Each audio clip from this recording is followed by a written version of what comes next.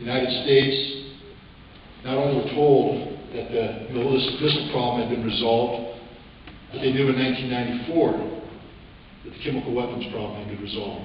They knew in 1995 that the nuclear problem had been resolved. They knew in 1996 that the biological weapons problem had been resolved. But it was never about disarmament, ladies and gentlemen. It was about regime change, getting rid of Saddam Hussein and maintaining the perception of a non-compliant Iraq to justify removing the dictator from office. Why is this important? As the prosecutor will tell us, due process has, in theory, been served. The President, in accordance with his requirements under the War Powers Act, did carry out a consultation with Congress. And Congress, acting on this consultation, passed a joint resolution authorizing the President to use military force. And on the surface of it, one would say that there's no way you can justify the claim of illegality. However, we must focus on the issue of consultation with Congress. Did the President share the totality of data available to Congress about the true extent of Iraq's weapons of mass destruction? Did the President tell Congress that the 12 to 20 figures the United States was using in regards to Iraq's Scud missile threat was a fabrication of the intelligence community to sustain not the truth of Iraq's disarmament obligation, but rather to sustain the viability of America's regime change policy?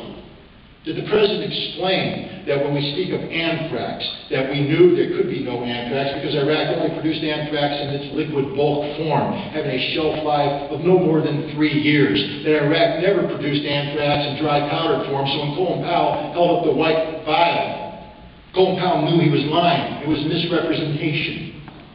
Did the President talk about sarin nerve agent and that what we knew about the Iraqi manufacturing of sarin nerve agent, that it had to be used during time of war because if you didn't use it immediately, within days or weeks, it would lose its viability as an agent becomes sludge?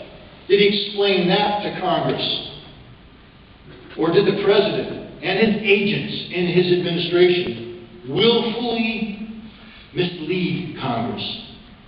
Did they stovepipe intelligence from a known fabricator, Ahmed Chalabi, in a manner which constitutes the fabrication of data?